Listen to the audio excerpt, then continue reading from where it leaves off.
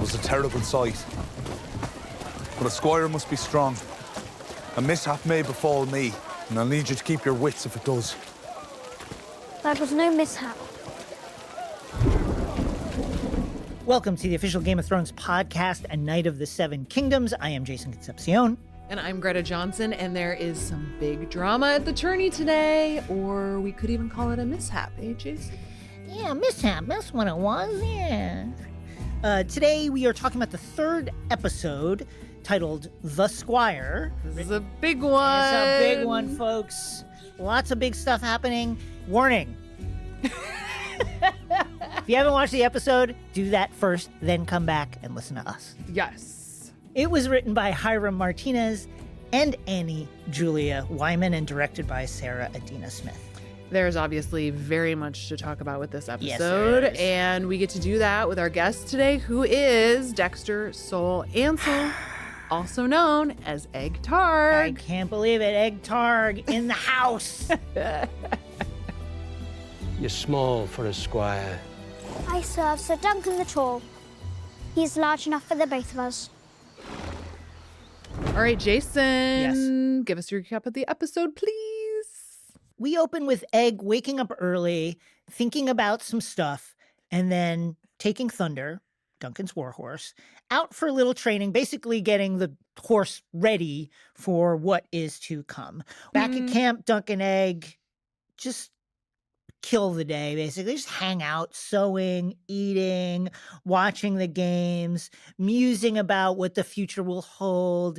Egg says, I'll get a parcel of land in the hand of the Lord's second most beautiful daughter, and you will get the first most beautiful daughter's hand, and it'll be wonderful. And we'll live together forever in happiness and peace. But when the games are about to start, or at least Dunk's role in them are about to start, Plumber comes by and things get fishy. He basically says, hey, what do you think about throwing your joust? What do you think about it? Then, at the joust itself, Dunk and Egg watch Arion, son of Prince Maekar, kill his opponent's horse, thus causing his opponent to lose the bout. Dunk is like, what a crazy accident that was. And Egg's like, no, he did that on purpose. And he's very, very upset. To regroup after the mishap, Dunk and Egg go to the Baratheon tent where Lionel is, still doing Lionel stuff. Lioneling. Partying, singing, singing a very, very bawdy song about a woman who puts her fingers in a lord's bumhole. Egg, like a true lit major, wonders if there's a deeper meaning to the song. There always is. There Jason. always is. Could it be a song about loyalty? Dunk is like, yeah, I don't think so. Then Egg heads off to the Mummer show while Dunk and Raymond Fossaway kind of bro out. But bro out time is cut very short when Egg runs in and says, Dunk, I need you right now. I need you for something. Arion is at the Mummers with his goons, and they're just breaking the place up. And he is holding Tansel hostage, and he breaks her finger right in front of everybody. Yeah. Dunk comes to her rescue, but then Arion's goons get Dunk, hold him prisoner, and Arion is like, well, I'm gonna have to kill you now. Because you put hands on me. Because you put hands on me and you can't do that. Except, who should stop that from happening but Egg?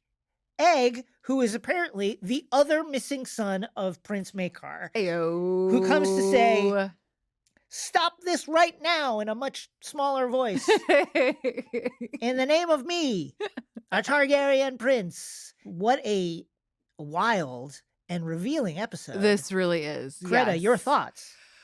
Oh my goodness. I mean, obviously this is a huge turning point in the Yes. season. We are 3 episodes out of 6 in. This is a huge reveal. Yeah.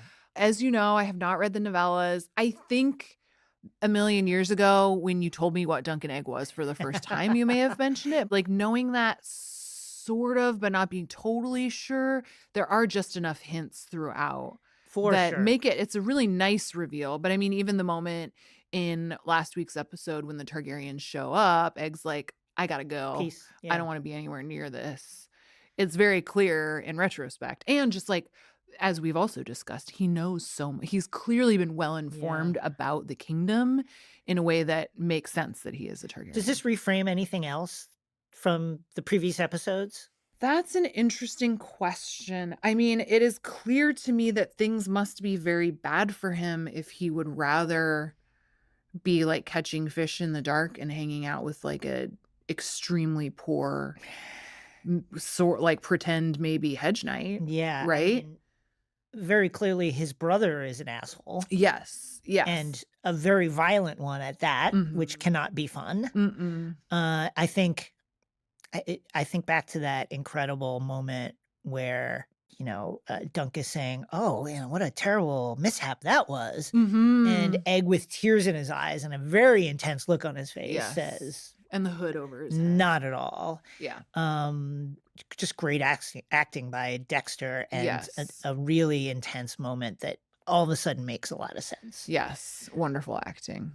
Also an interesting kind of upending of what appeared to be the thesis of the show when, we're kind of interacting with this story through what we think is the eyes of two members of the small folk class, but turns out one of them happens to be a Targaryen. Yeah, I think we should definitely talk about that more because clearly it shifts what we thought the dynamic was between the two of them. But yeah, I guess I'll just leave it at that for now. Let's start with the clip from this is interesting because we kind of go into Egg's POV here with that scene where Egg wakes up early to practice with Thunder. Let's listen to that. He's stubborn as old iron. He's twice the size of your last rider, and the field could be just like this or worse, so you best get your feet under you. My father told me you should never talk to a horse. He said they're dumber than dogs and only understand the crop.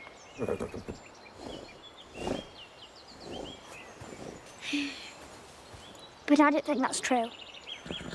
I think a horse doesn't want to be ordered about any more than a man does. Sir Duncan only has us. And if he loses, he won't even have that. I can get the weapon in his hand. Somehow. But then it's up to you. Yeah, I think he's not. I think he needs to be gentler. He's not gentle parenting. I mean, though. he gets there. That's he definitely true. is like tugging way harder Yeah, than. it's tough love initially. But let me ask you this: Thunder, clearly understanding Speaks English. what Egg is saying, and to get like super nerdy and world about it, we know that Great. the Targaryens have had at one time a deep connection with their dragons that bordered on a kind of telepathy. And one wonders if, like, yes, the dragons are gone and magic has faded away, but is there something latent here? Because he's speaking to this horse and the horse is nodding and saying, "Yeah, I got you.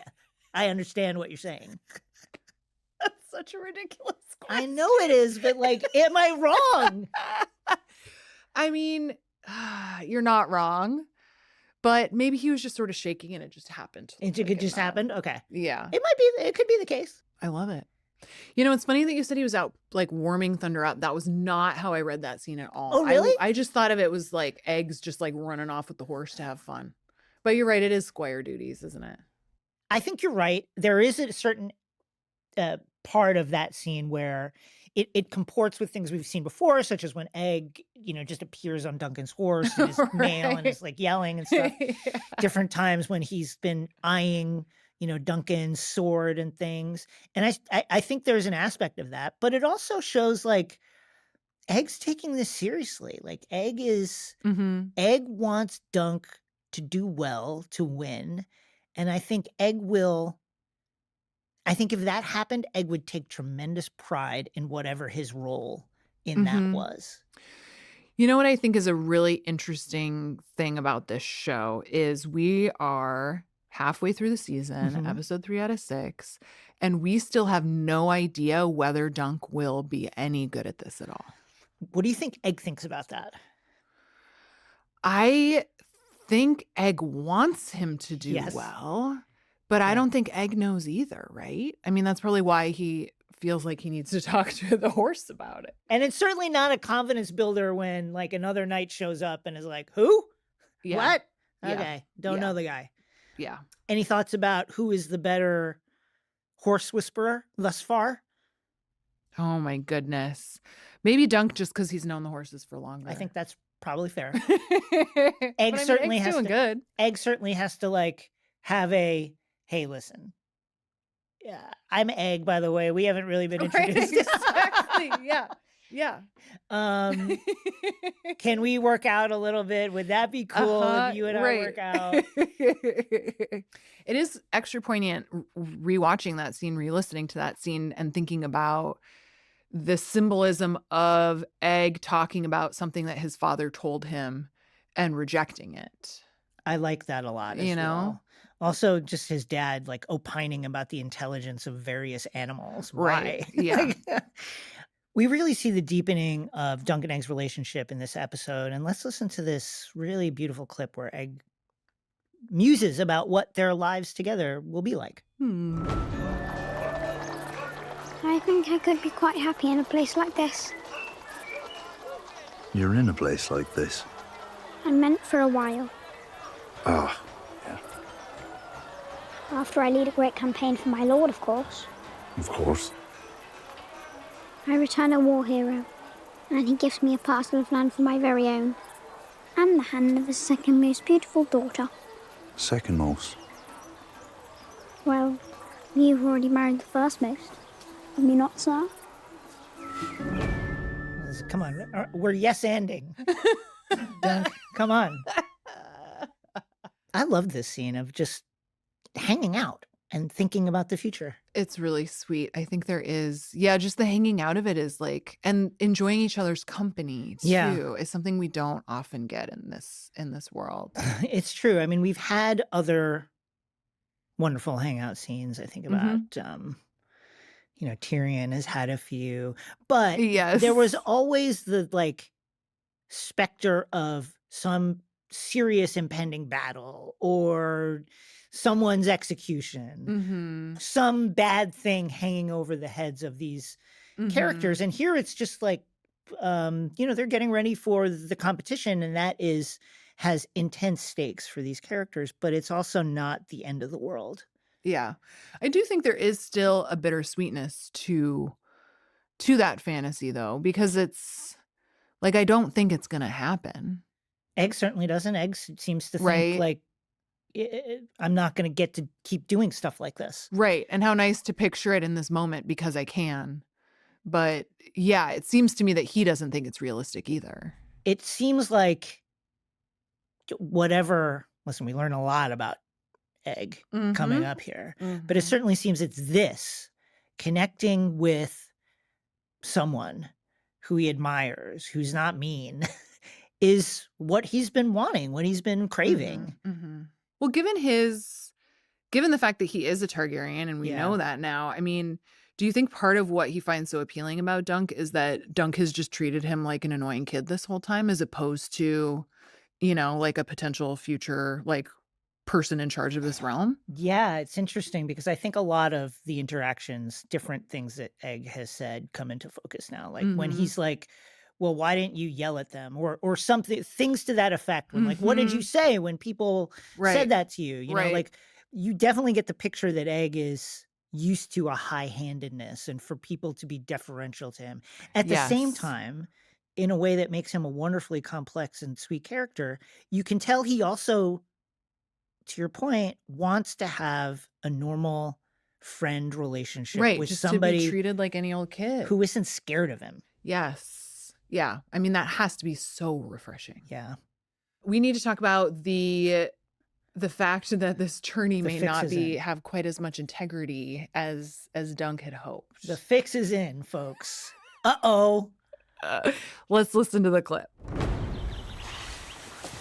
Now, rest assured, I mean no disrespect. I ask only what you already intend. Drive your fourth from his saddle and take your place on Champion's Row. I do not want a victory that I have not earned. Have you not earned it? This is a true test of Dunk's integrity. Mm-hmm. And I have to say, one could see how it would be tempting, especially after what we witnessed the previous episode at the joust. No kidding. Yeah. Like, just take it, Just take it. you know? But I could see that he couldn't possibly. I mean, this is interesting to think of it in the framing of the test of a knight, because it is very much like, how much are your morals going to get in the way of your success to a certain extent, you know? It's interesting, too, as we have thought about the question, what does it mean to be a knight? Mm-hmm. Duncan has, finally gotten past wondering if Sir Arlen was telling the truth, and he's now confronted with the reality of knighthood versus his own kind of daydream about what it is, what it means to be in a tournament and be a knight in a tournament. And it means cheating, apparently. Right. And it means not just fixing bouts, but purposefully spearing an opponent's horse in order to win. Yeah, I do think bringing up Prince Arion here is smart, because it's the same side or it's the other side of the same coin, right? Where it's like, yeah, people are doing whatever they need to do to get through this. Yeah. I think it's certainly a shock to Duncan. Yes. And he must be wondering, how much of his image of this life is even real. Egg seems pretty clearly to think that Arion is just like a sadist who like would kill a horse anyway. Yeah. Do you think it's more complicated than that, though? I mean, think is that like a self-preservation thing for Arion at this point too? I think it's got to be more complicated. And I guess it's kind of like, does it matter if it's more complicated? Because he did it. I do think that, listen, Mm-hmm. Arion is already a prince. So him competing Yeah. is in and of itself going to be kind of a fix. As like, Yes. it's very dangerous for an opponent to strike a prince. Right. Yes. And on top of that, he is eager to cheat. And so I think whether or not he's like a psychopath, he's a guy who already has a tremendous advantage in life, who's willing to cut even more corners despite that. And I think that makes him a very dangerous and ruthless person. And clearly, like, Egg has experiences with his brother that lead him to believe that Arion is just a bad, bad person. Mm-hmm. Mm-hmm. The riot itself, I think, is very interesting because it kind of proves the point of why Baelor brought the royal family here. It's that, politically things are kind of tenuous, and the last thing you want is the small folk thinking, hey, we don't like them, and also they don't have their dragons anymore. Like, what are we waiting for? Yeah. I thought that was a dangerous situation, and shocking on a certain level to see the small folk charge the lists like that, and certainly looked ready to grab Arion. Do you think they would have, do you think they would have done something? I don't know. I mean, I think Arion probably does. And I think that's why he's so threatened by the puppet show later. It's so true. Right? Because he's like, if we're letting them behave this way, Right. if they can talk about us like this, where does it end? Let's talk about always a fun place, Lionel Baratheon's tent, where we hear this wonderful folk tune about Alice. Let's play the clip. Do you think her name was really Alice? No. I just think Alice is a nice name to write a song to. That means there was a cripple girl who was so good at pleasuring men in their bums that they saw fit to celebrate her in song, and yet they could not bother credit her true name. If there's a lesson in that, it's for wiser men than me to say. Perhaps it is a story of honour. Honor? A misfortune girl making the best of her natural gifts. One might wish for more. But is this not the act of a dogged spirit, giving more than what is asked? The whole arm bone, as it were.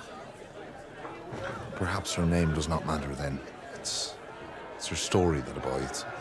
Her name is Hope, sir. Belongs to all who invoke it.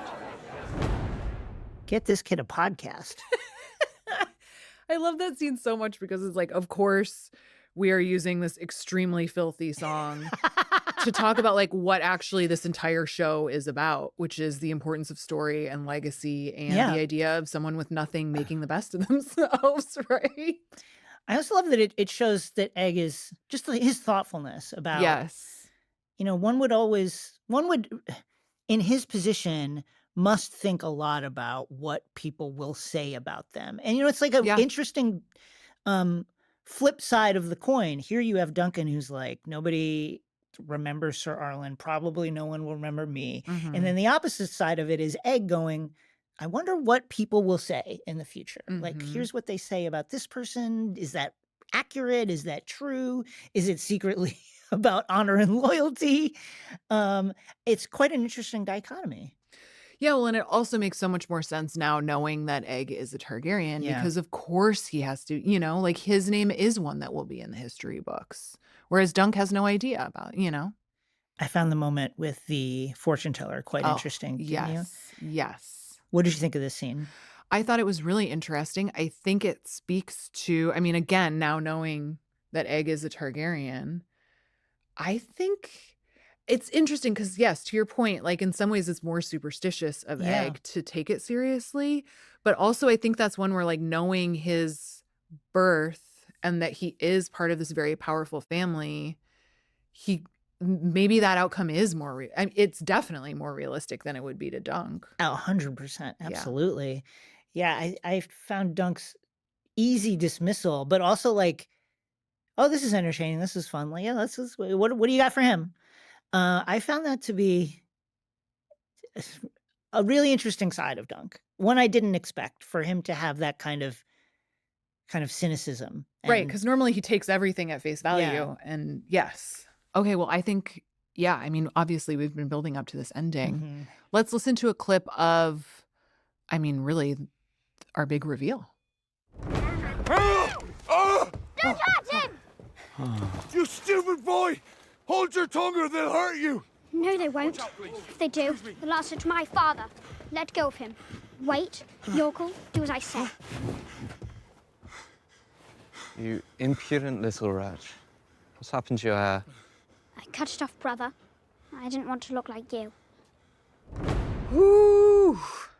You have to feel for Egg here, because I think he understands, like, oh no, I just got my friend in a lot of trouble in a moment of panic where I wasn't sure what to do. Yes. I went to the one person who I think is good and trustworthy, and now that person will probably be executed by my hated brother.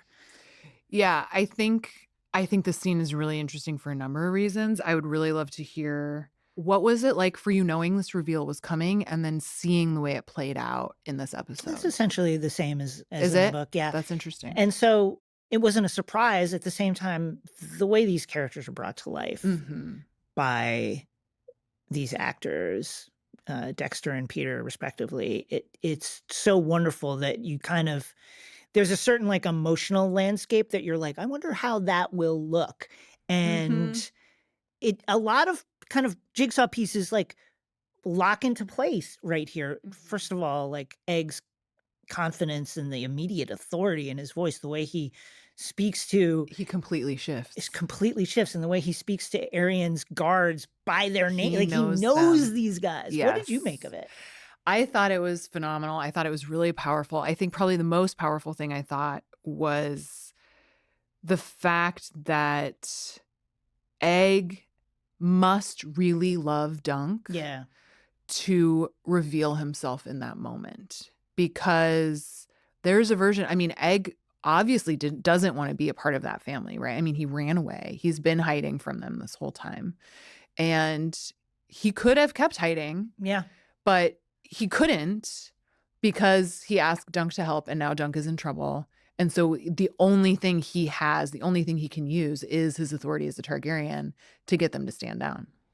It's a moment in which I think Egg realizes that there is no escape, that no matter what he tries to do, he is a Targaryen prince, and everyone that interacts with him no matter the interaction, is going to get brought into that orbit on some level. Mhm. And I mean, the stakes for Dunk couldn't be higher now. We have to watch him get curb stomped right here. Yes, yes. And there was nothing remotely surprising to me either about the way Dunk like moved into that space and did what he needed to do to help protect this girl. I think even if he had never interacted with her, he would have done the same.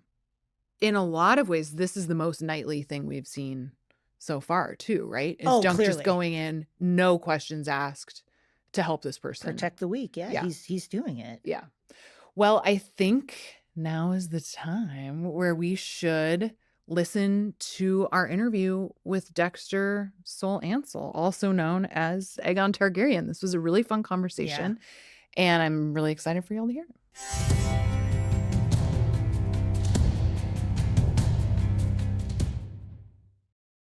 We are so delighted to be joined now by Dexter Sol Ansel, one of the stars of Knight of the Seven Kingdoms, who of course plays Egg.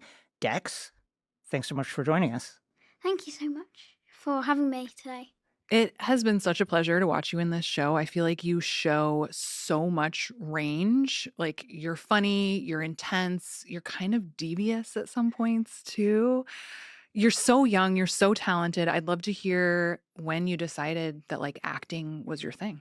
Yes, so when I was very young, a soap opera called Emmerdale, which is in England, they came up to us saying, "Would you like to audition?" Just randomly, and I was like, "Oh yeah, sure, I'd love to." so I get the scripts. I'm only 4 at this point. Wow. 3 pages of scripts, full thing. I go in with my grandma, do the audition, and 20 minutes later, they give us a call saying you got the job. Oh my God. Quickest time ever. That's amazing. And yeah, it was amazing. I did that for a few years, and then I had to make a decision whether I wanted to carry on this soap opera, and I couldn't do anything else, or I quit it, and I can do other films. But it was a risk because I didn't know if I'd get any Yeah. other things. Yeah.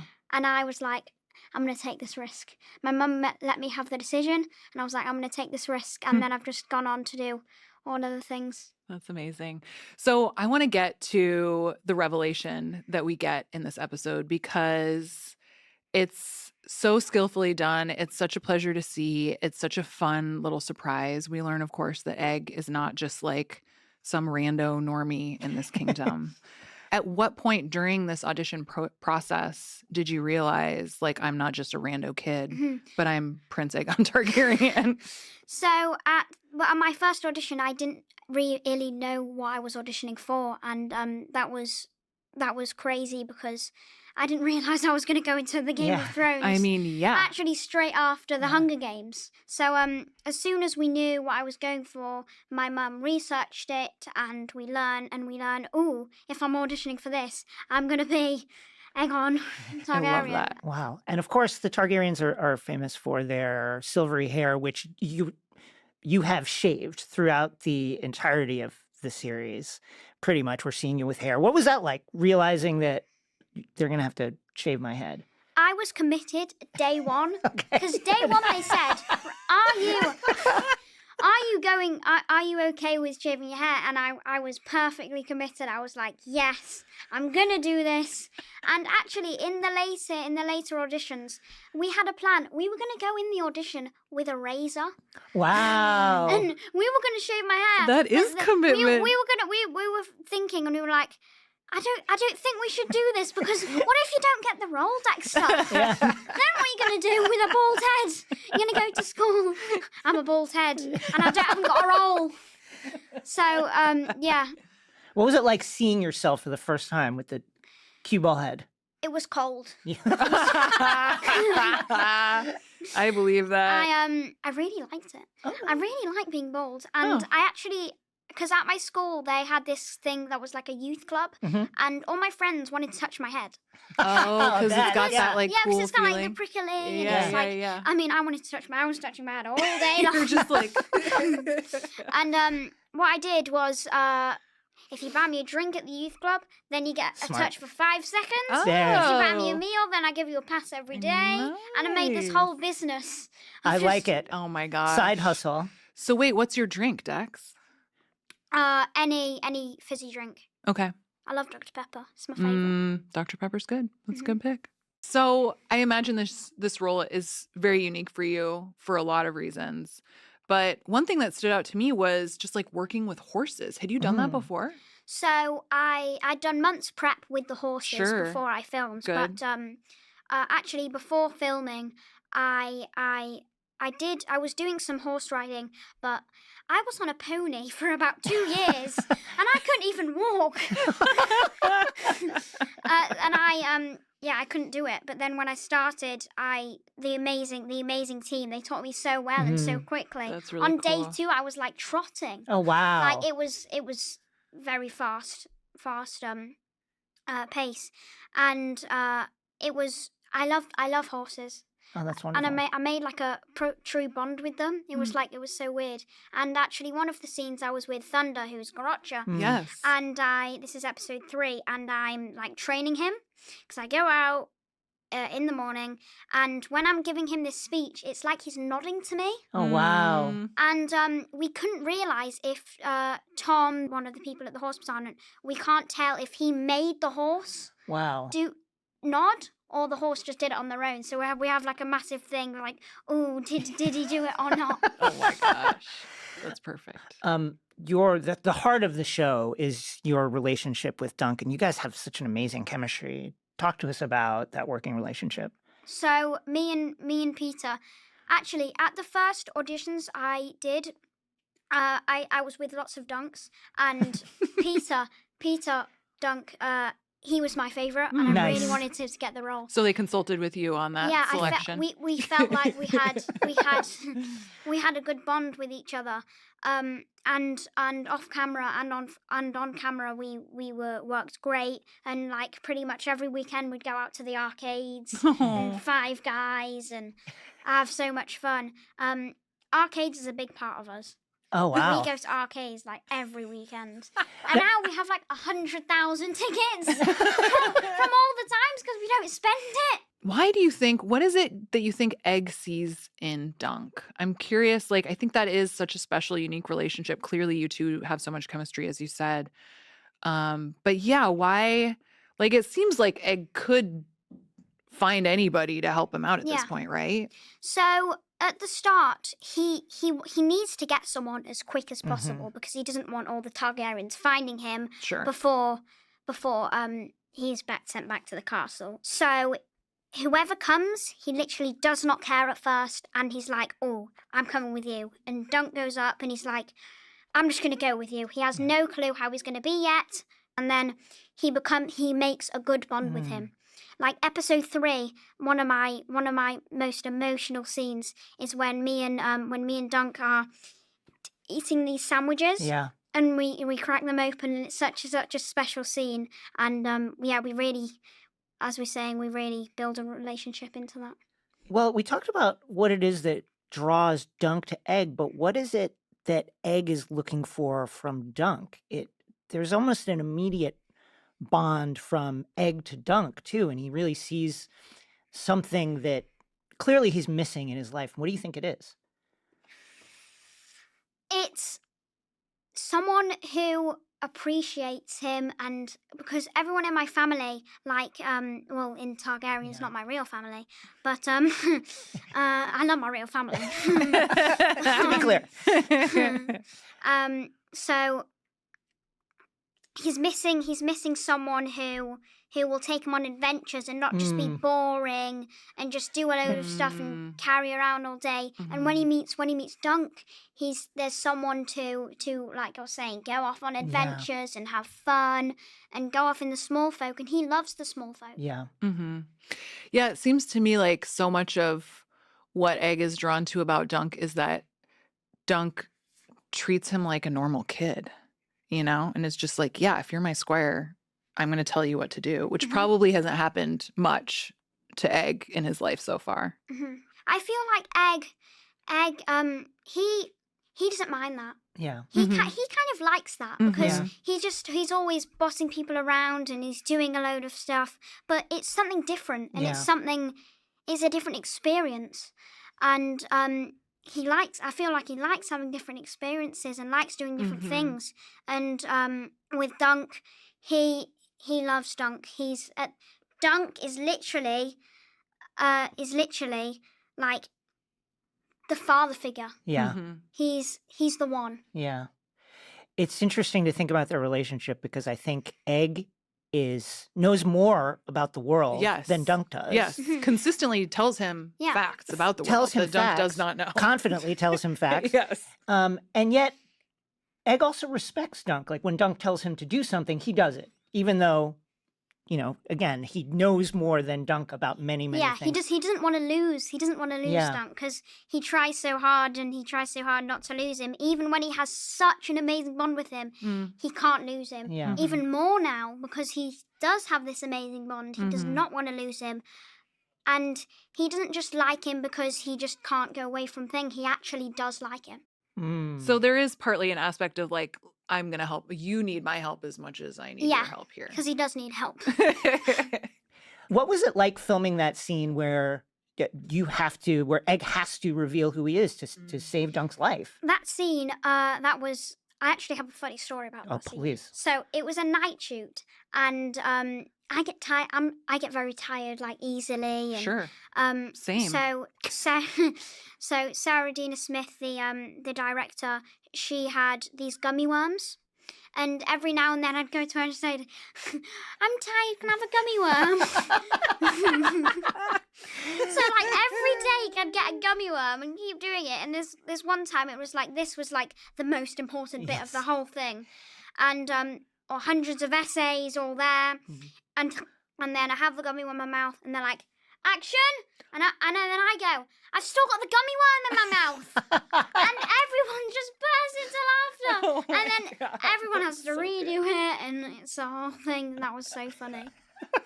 I would love to hear, Dex, like what you think the most memorable part of filming this was. My favorite part was I actually have an emotional part and a favorite part. Mm. Great. So my favorite part had to have been the tug of war scene. Oh, That wow. was unbelievable. That was so fun. We were actually playing a proper game of tug of war. And then my team was losing and there's mud in front of me and I didn't want to get muddy. So Yes, I put bet. my feet Same. over the rope. No one told me to. I just did that because I didn't want to get muddy. And then the poor person behind me was having all my weight. And they were like, just pick it up. And it was... That had to have been my favourite scene and my most emotional scene. And my favourite prop was the second time you meet Egg, he's in the campfire and he's cooking that fish. Yeah. And when I was cooking that fish, me and my dad, we go fishing a lot. Oh, cool. And that's something I've been doing since I was like 1 year old. And Wow. that's me and my dad, how we like bond and how we spend time together. And I felt like I was with my dad in that campfire. Oh, that's wonderful. It was so emotional, and that was really sweet. Yeah. Well, we've got some wonderful knights' names in this story. Sir Duncan the Tall, Darren the Drunken, maybe not a great one, but fitting. Yeah. If you could give yourself an actual knight's name, Sir Dexter what would it be? I have two. Okay, let's Oh, hear it. wow. Great. That was so So Dexter the fast. Lucky. Okay, I like that. That's a good Because one. I am very lucky, and Yeah. and my mum says too, I'm very lucky. And Sir Dexter the Fish. Sir Dexter the Ooh. Fish. I like it. I love fishing. Well, Dexter, thank you so much. It was really fun to talk Thank with you you for about having this me. show. I mean, Dex. it's unbelievable the comportment that he has at like 11 years old, and that he did these. Wild? He did these scenes at 9, 10. Oh my gosh. Crazy. It's also clear that he had so much fun. Yeah, he seemed like he had a great time. Yeah, which is wonderful. Jason, it is time Oh, yeah. for our segment, Most Valuable Night. This one's really hard for me because I just want it Same. to be Dunk. And I know we said in the beginning that the rules are it couldn't be Dunk or Egg. I Okay. kind of want it to be Dunk and Egg, frankly. It's really hard. It's a tough one. I would like to just break the rules and have it be Dunk. Because as Okay. I've said, this But is you the can most only pick knightly him one behavior. time. Yeah, That's true. fine. That's fine. I think it's This a good is my choice. this is it. I Yeah. think it's a good choice. I'm going to go with, I'm going to subvert expectations. My knight of the week is Prince Aerion Targaryen, Why? because a hero cannot emerge without a villain. Oh, wow. That really is a subversion. And So I think you're calling him the villain of the week. no, he's the knight of the week. I mean, he's a lord, he's a sir, Sure. And without his challenge, without his malevolence, we can't really know what Dunk is made of, can we? Well, and we needed a baddie. We got it. And we got a baddie. I think he's got a good haircut for a Targaryen. All right. I'll give you that. That works. No one said it had to be a good guy. And that's it for this episode. The 4th episode of A Night of the Seven Kingdoms comes out next Sunday on HBO and HBO Max. Right after that, join us right here where we break it all down. Yes, we will be here for you. If you like what you're hearing and watching, don't forget to leave a rating and review on your podcast player of choice. You can also watch us on HBO Max. Yes, I said you can watch us on HBO Max. You can also follow me on Instagram at Greta M. Johnson. You can read my Substack. It's called Gretagram. And you can listen to my podcast called Happy to Be Here. Find me on Instagram at NETW3RK and listen to my podcast, X-Ray Vision, wherever you get your podcasts.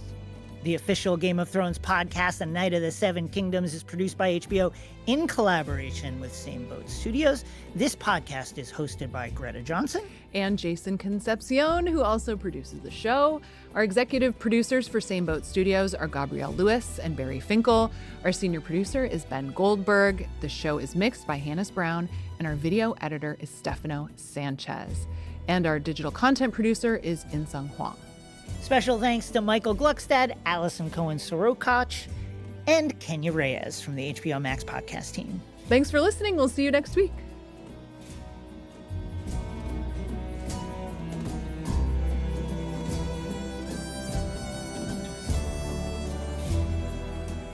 Do you want some hard salt beef?